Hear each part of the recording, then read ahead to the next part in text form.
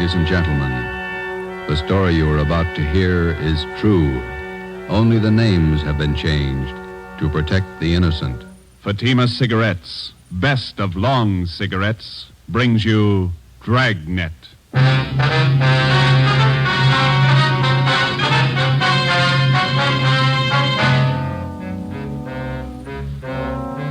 You're a detective sergeant. You're assigned to homicide detail. A vicious killer has taken the life of a 62-year-old woman. Suspicion points in only one direction. The murderer was heartless, cold-blooded. Your job, get him. If you want a long cigarette, smoke the best of long cigarettes. Smoke Fatima. It's the long cigarette that contains an essential ingredient of all the very popular cigarettes, Turkish tobacco. That's why you see the Turkish symbols on the attractive golden yellow Fatima package. That's why Fatima has a much different, much better flavor and aroma than any other long cigarette. That's why Fatima doubles and redoubles its smokers. Yes, if you want a long cigarette, smoke the best of long cigarettes. Smoke Fatima. Dragnet, the documented drama of an actual crime. For the next 30 minutes, in cooperation with the Los Angeles Police Department, you will travel step by step on the side of the law through an actual case from official police files. From beginning to end, from crime to punishment, Dragnet is the story of your police force in action. It was Saturday, November 5th. It was foggy in Los Angeles. We were working the day watch out of homicide. My partner's Ben Romero. The boss is Ed Backstrand, chief of detectives. My name's Friday. It was 3:35 p.m. when I got to room 42. Homicide.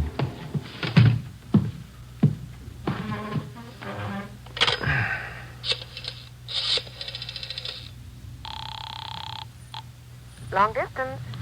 This is Friday in homicide. I'd like to place a call to Mr. Frank Renard in Murphy, Idaho. The number's 761. Frank Renard, Murphy, Idaho, 761. Yeah, that's right. The call's been cleared with the business office. All right. Do you want me to call you back, Sergeant? No, I'll hang on. Okay, I'll place it for you.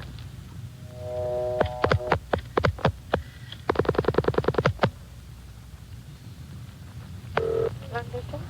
Long distance, Mr. Frank Renard, Murphy, Idaho, Murphy, 761. Thank you. New Haven, Connecticut. Your number, please. Charge the call to Madison, 7961. Thank you. The time and charge is when the call's completed, operator. Rate operator? You ready to put a man out? Yes, Murphy, Idaho, routing and person rate.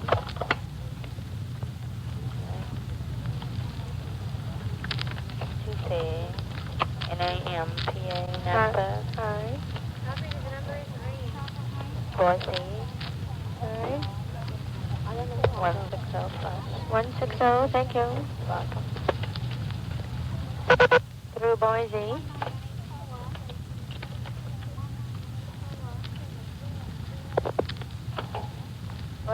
I'm calling Napa.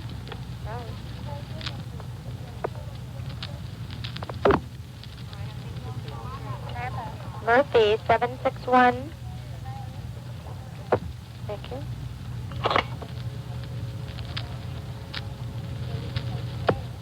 Keep ringing, 761. They're ringing the number, Sergeant. Okay, thanks.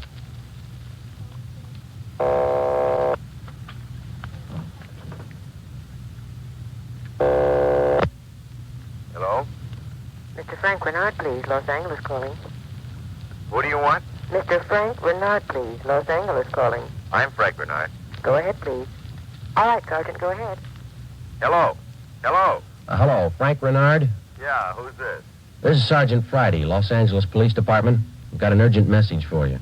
For me? Well, what's the matter? Your wife, Dolores, asked me to call you. Something's happened to your mother. What do you mean? What's happened? I better let your wife tell you. She wants you back in Los Angeles right away. Look, what's this all about? I can't leave my job now. You better come. Your mother's been murdered.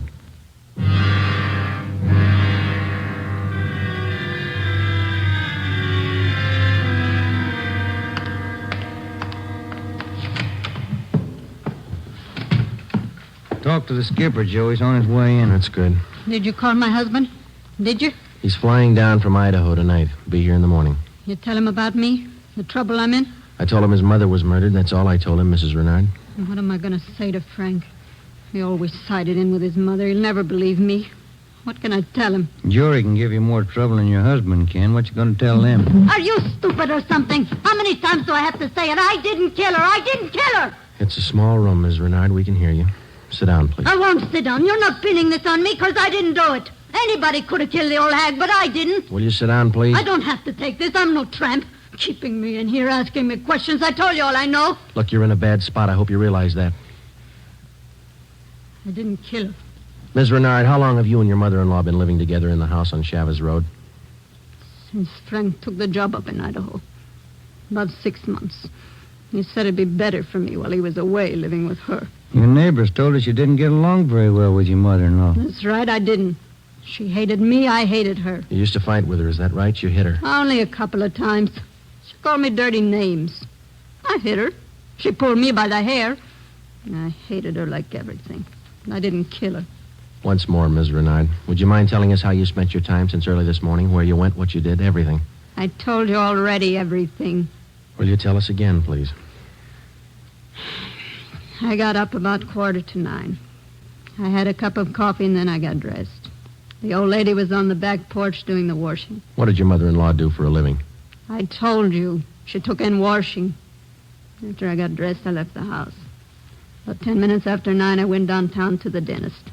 He filled a tooth for me. This one here, you can ask him. What time did you leave the dentist's office? About 10:15, maybe 20 after. You can ask him. What'd you do after that? I walked around window shopping. Did you buy anything, talk to anybody? I told you no. What time did you get home? 12:30. I went in the bedroom. The old lady was on the floor. Blood all over. I felt her heart. It wasn't beating. Is that when you got the blood on your dress? Yeah. Now, that's all I'm going to say. 3 times I told you the same story already. And you still can't account for your time between 10:20 this morning and the time you found the body and called the police at 12:30. I told you. I left the dentist. I went window shopping. Then I walked home. And during that time, you didn't talk to anyone and no one saw you. Lots of people saw me. People on the street downtown. I'm no tramp. I don't talk to everybody. None of your neighbors saw you come home, Ms. Renard? Of course they didn't see me. I cut across the back lot up from San Jose Avenue. I came in the back way. The lady who lives next door to you. She says she was in the backyard about noontime. She stayed there till after 1 o'clock. She didn't see you come in the back way. Then she's a liar. She's a dirty liar. You and your husband took out an insurance policy on your mother-in-law last year. Is that right, Ms. Renard? Sure it is. What of it? $5,000? Yeah? So what? You know a man by the name of George Martino? No. You better tell the truth, Ms. Renard. All right, so I do. He's a friend of mine. You've been running around with him since your husband's been away. None of your business. I do what I want. Your mother-in-law found out about Martino. That's what you fought about most of the time. Oh, she was crazy. He's a friend of mine, that's all. Are you telling the truth, Ms. Renard? Martino's a boyfriend of mine. I told you, that's all. Your mother-in-law found out you were running around with him. She warned you if you didn't shake Martino, she'd write your husband. You said you'd kill her if she did. That's a lie. That's what your mother-in-law told one of the neighbor ladies. And I said it just to scare her. One night I was drinking. We had a fight. She was yapping at me all night. I said it just to scare her. But she wrote the letter anyway. And that's what she said. But I didn't kill her. You had the time, the motive, and the opportunity. It wasn't me. I didn't kill her. Interrogation room, Friday. This is Brennan, Joe. Yeah, Bill, where are you? Santa Monica. Picked up George Martino.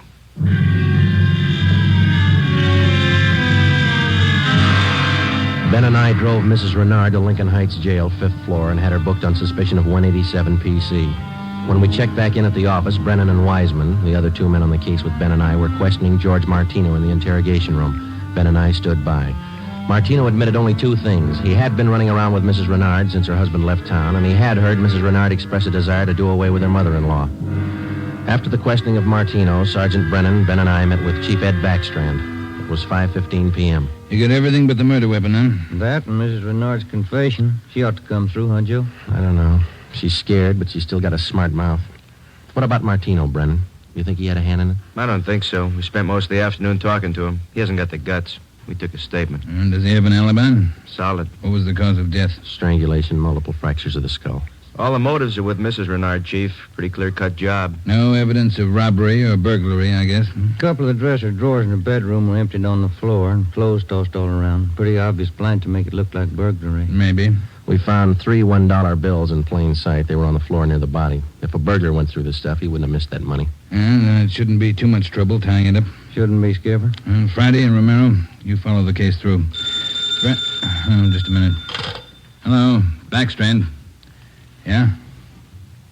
What? All right, I'll send him over. Lee Jones. Just finished checking the evidence at the crime lab. Yeah? He thinks Mrs. Renard's innocent.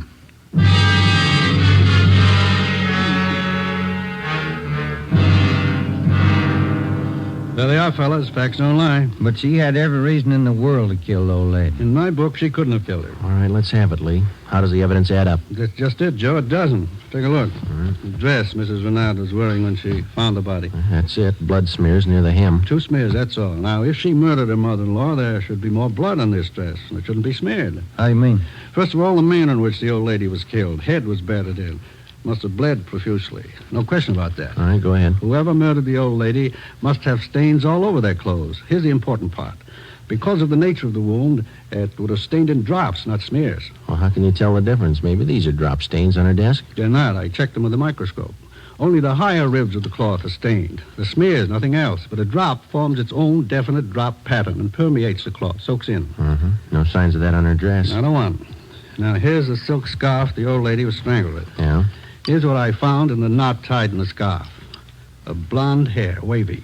Old lady had dark hair. So does Miss Renard. So does her boyfriend. That's what I mean. This blonde hair is one of 2 things that didn't belong at that murder scene. What else you got? This here. What is it, Lee? Small piece of plastic from a gun butt, I'd say. See here? Crisscross surface and a little smooth area here. Yeah? The killer could have hit the old lady with the butt of a gun. And a piece of the stock could have chipped off like this, huh? Miss Renard doesn't own a gun. Neither did her mother-in-law. Well, where does that leave us? I don't know, Joe. There's the stuff. You can't disregard it. Maybe you can explain it. Yeah. How? Well, first prove this dress isn't the one Mrs. Renard was wearing this morning. Then find the dress she did wear. We know she wore this when the dentist identified it, and so did 2 of the neighbors. That's what I mean. The dress is too clean, doesn't belong. Yeah.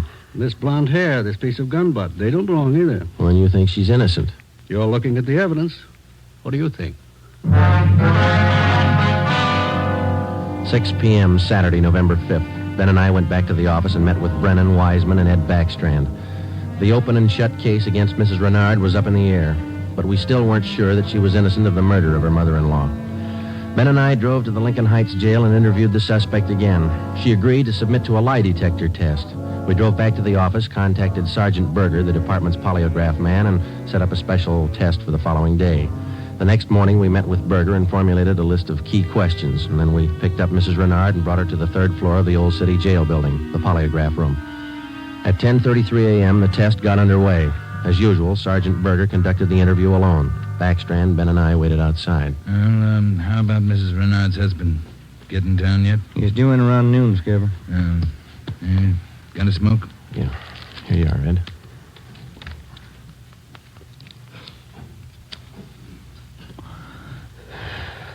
Yeah, thanks. Time is it now? 11:25. Here's Berger now.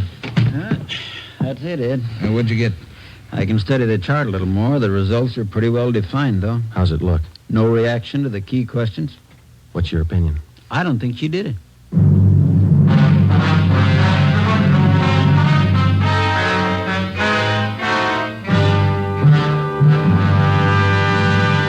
You are listening to Dragnet, authentic stories of your police force in action. And in leading magazines this week, you'll see this authentic story. Headline: Fatima's sensational growth sets a record for long cigarettes. Then you'll read the actual reasons smokers give for changing to Fatima. Fatima is different. It's mild and has a wonderful flavor.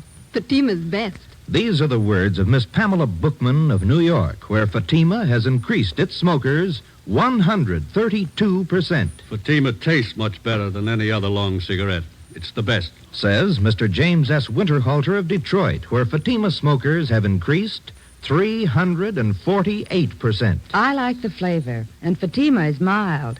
It's the best long cigarette. That's the statement of Mrs. Mary C. Werdeman of Los Angeles, where Fatima has increased its smokers 545%. Yes, more and more long cigarette smokers every day agree. A change to Fatima is a change to the best.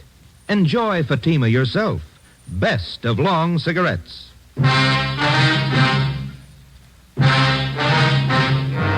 8 a.m., Monday, November 7th. Mrs. Renard was released from custody. We questioned her husband, Frank Renard, briefly. He could tell us nothing more than we already knew. Brennan and Wiseman were called back on the case, and together the four of us started over again from the beginning. We had a dead body, 2 pieces of physical evidence to work with, no idea how to fit them together, and no suspects. We went back to the Chavez Road neighborhood where the murdered woman lived and started pushing doorbells. We canvassed the neighborhood for 3 days, and we uncovered one slim lead. He was selling magazines, officer. Went door to door, right up the street here. Young fella. Could you describe the man for us, please? Nothing to talk about. Pasty face, pimply complexion, blonde hair. 5:30 p.m. Wednesday, November the 9th. Ben and I met with Brennan and Wiseman in Ed Backstrand's office to compare notes. Together, we had more than a dozen reports of the magazine salesman's presence in the neighborhood just prior to the murder of Mrs. Renard's mother-in-law. The various descriptions of the man which we obtained from the people in the neighborhood tallied closely. About 6 feet, 170 pounds, pimply complexion, blonde hair, fast talker. About 25 years old. As far as we know, Skipper, he was the only stranger in the neighborhood last Saturday morning. Only one that people remember, anyway.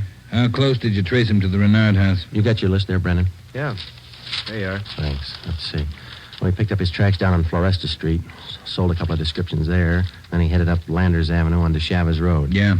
The Renards live at 2280 Chavez Road. That salesman talked to the woman at 2274 Chavez. That's 3 doors away from the Renards. When was he seen there? Let me see. Where is that, Brennan? Oh, on the 15-7 sheet, Joe. Didn't have enough room on the report. Oh, yeah, here it is. Mrs. John Rico, 2274 Chavez. The guy was there about 11:45 Saturday morning. Well, that puts him in the running. First time he ever showed in that neighborhood? First time, Skipper. Fresh kid, not a very good salesman. Here's the name of the company he's working for, the Harrison News Distributors. You check with them? Well, they're closed for the night. We'll call them the first thing tomorrow. Good. Here's something else for you. I had a call from Frank Renard this afternoon. What'd he have to say? Seems in the excitement just after the murder, Mrs. Renard overlooked a couple of things. What's that? Well, they're missing a yellow table model radio. It was in the bedroom where the old lady was killed. Well, that ties in with a robbery motive, huh? And they're missing a ring, too. Belonged to Mrs. Renard. Topaz ring. Supposed to be worth a little money. But she didn't notice it was gone until today. That's right. You got the serial number on the radio? Yeah, right here. Yeah, let's see. Yeah, Brennan, here we are. It's an Emerson model 511, 180,000, 277-609. A lot of small radios in town. There's only one with that serial number on it. Track it down. A complete description of the Topaz ring and the serial numbers and description of the yellow table model radio were sent to the pawn shop detail. The information was then placed on the stolen property list and relayed to every pawn shop operator in the city. The next morning, Ben and I interviewed the manager of the Harrison News Distributing Company. There, the suspect had given his name as Sam Bricker. We checked out his home address. Turned out to be a gas station in North Hollywood. We took the suspect's job application blank with a specimen of his handwriting, and then we drove back to the office. Sam Bricker. We were unable to get a make on the name from the Record Bureau. We checked the cards on every known criminal who was cataloged in the oddity file as having a pimply complexion. None of them matched. That night, we got out an APB and a radiogram. The suspect's trail led from one salesman's job to the next. On his last job, he gave his name as Albert Berry. His address is 1430 Palo Alto Drive. That was in the Echo Lake District. Ben and I drove out to check it. 1428, 1430. There it is, Joe. Yeah. At least it's not a gas station, huh? Come on.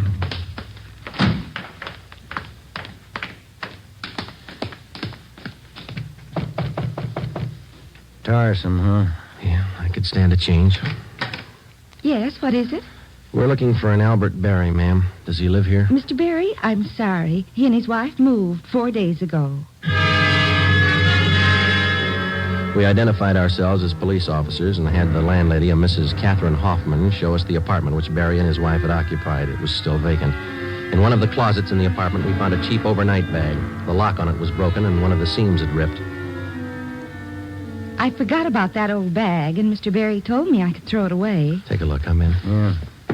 How long has Barry been married? Do you know, Mrs. Hoffman? No, I don't. But the way they acted, lovey-dovey all the time, I don't think they've been together long. Hey, Joe. Look, some kind of an identification tag. Yeah, let me see. Get it up here. It's a tool disc, it looks like, doesn't it? Jameson Larrabee, Pittsburgh, Pennsylvania. You're not after Mr. Barry, are you, officer? Yes, ma'am, we are. Did he leave a forwarding address? I wish he did. I'm holding 3 letters for Mrs. Barry in my apartment right now. May we see them, please? Certainly. Would you step this way, please? My apartment's just across the hall. Yes, ma'am. Would you like a bottle of beer or something? No, ma'am, thanks. Let's see. I thought I put... Yes, here they are. 3 of them, Sergeant. From her folks, I think. Mrs. Barry's from Fresno. Oh, that's good. You want to copy down this return address, ma'am? Yeah, go ahead. Okay. That's C.K. Ulrich, U-L-R-I-C-K. 525 North Lamona, Fresno. Yeah, I got it. There you are, Miss Hoffman. By the way, did the Barrys say they'd call for their mail? Mrs. Barry did. That's why I'm holding on to it. All right. Just one more question. Do you remember if Mr. and Mrs. Barry had a radio? Yes, they did. A small one. Do you remember what brand it was? No, I don't. It had a yellow case. That's all I remember. Before we left, we called Ed Backstrand, and he had an immediate stakeout placed at the apartment house in case the Barrys returned to pick up their mail. Ben and I went back to the office and placed a call to the Pittsburgh Police Department. We gave them the description and the number of the tool disc, which we'd found in Barry's old suitcase. They said they'd check with the Jameson Larrabee Company in the morning, and then they'd call us back. That night, Ben and I drove to Fresno and checked in at the police station up there. 2 officers were assigned to stake out the Ulrich home. We interviewed Mr. Ulrich, who identified himself as Albert Barry's father-in-law. He told us his daughter had married the murder suspect 8 months before, and he gave us pictures of Barry taken at the wedding. Ulrich told us that he'd catch a Santa Fe train out of Fresno the next morning. He wanted to be in Los Angeles to take his daughter home when Barry was apprehended. It was almost 2 a.m. when Ben and I left Fresno and started back for Los Angeles. We checked in at the office at 10 minutes past 8 the next morning. At 8:35, the call came through from the Pittsburgh Police Department. What did they say, Joe? It was a tool disc, all right. Jameson Larrabee Company, issued 18 months ago to one of their workers. They give a name? Albert Barry. 11 a.m. Monday, December the 5th. 1 month to the day since the 62-year-old woman had been beaten to death. The pictures of Barry and his wife, which had been taken at their wedding, were printed up in wholesale lots and distributed to all points. Mr. Ulrich, Barry's father-in-law, arrived in town and got himself a hotel room. We waited. There was no report from the stakeout at the apartment house. We checked back in at the office at 5 minutes to 1. I'll get it. Homicide, Friday. This is Mr. Ulrich, Sergeant. I just got a call from my wife in Fresno. I thought you'd want to know. What's that? The wife got a letter from Norma. They're living in South Pasadena, an apartment. You got the address there? Yes, sir. That's what the wife called about. It's 134 Norway Terrace. When was the letter mailed, do you know? Wife said it was postmarked December 3rd, day before yesterday. Get your coat on, Ulrich. We'll be right over. Ben and I picked up Mr. Ulrich at his hotel and drove to the South Pasadena address. Barry and his wife had the apartment on the top floor. Neither of them were at home. The landlord let us in with a pass key. In the bedroom, we found a small yellow radio. We checked the serial numbers. They matched. It was the same radio stolen from the Renard house. In the bedroom closet, we found 2 suitcases. We checked through them. Nothing in this one, Joe. Here we are. Look at these. What are they, Sergeant? Pair of plastic gun butts. Let's see, Joe. One of them's been chipped, see? Sergeant, somebody coming up the stairs. All right, let's get in the living room. Be quiet.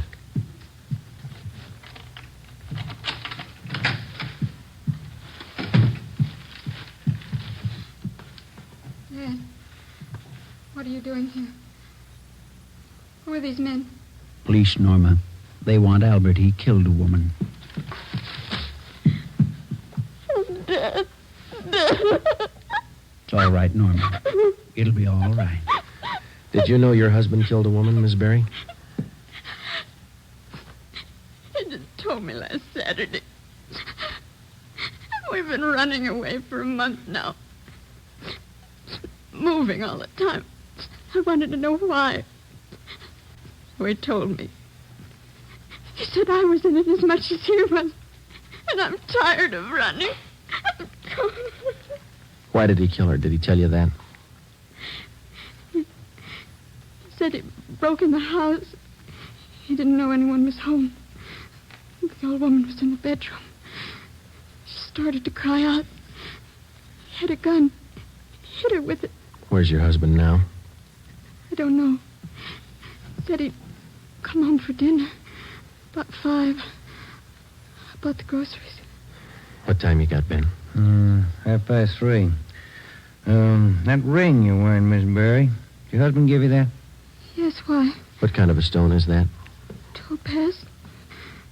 Bert gave it to me. Why? Nothing. We'll wait.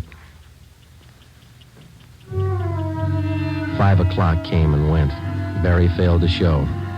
5:30. Ulrich started to get nervous. 6 o'clock. 6:30. No sign of Barry. I went to the window and kept an eye on the street below.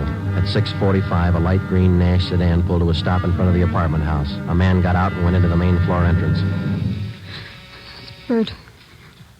I'll let him in. All right. How long have you had the new car? A couple of days. Bert got it credit. What do you want me to do now? Does he have a key to the apartment here? He lost it. Okay, when he rings, let him in. Just act natural. Ben? Yeah. You cover me. I'll get the cuffs on him. Right.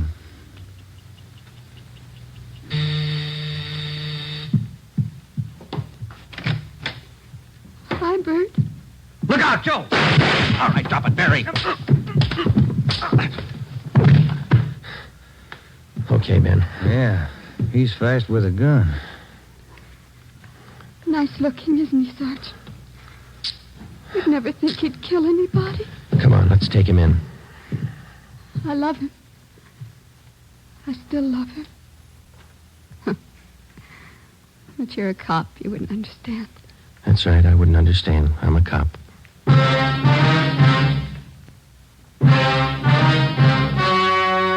The story you have just heard was true. Only the names were changed to protect the innocent.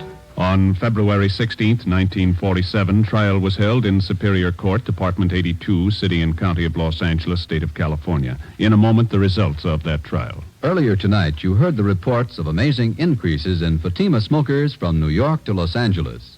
Yes, all over the country, Fatima is doubling and redoubling its sales. And here's reason 1. Fatima is the long cigarette that contains an essential ingredient of all the very popular cigarettes, Turkish tobacco. Reason 2. Fatima has a much different, much better flavor and aroma than any other long cigarette. Reason 3. To millions of smokers, the name Fatima has always stood for the best in cigarette quality. Smoke Fatima, the best of all long cigarettes.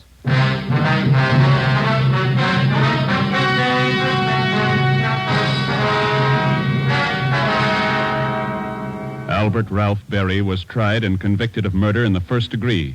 His wife, Norma Berry, was found innocent of the charge that she harbored a criminal. She was returned home with her father. Berry was executed in the lethal gas chamber at the state penitentiary. You have just heard Dragnet, a new series of authentic cases from official files. Technical advice for Dragnet comes from the Office of Acting Chief of Police W.A. Wharton, Los Angeles Police Department.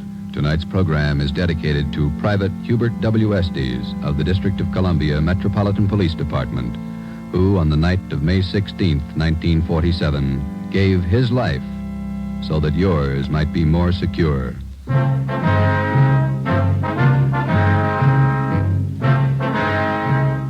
Fatima Cigarettes, best of long cigarettes, has brought you Dragnet, portion transcribed from Los Angeles.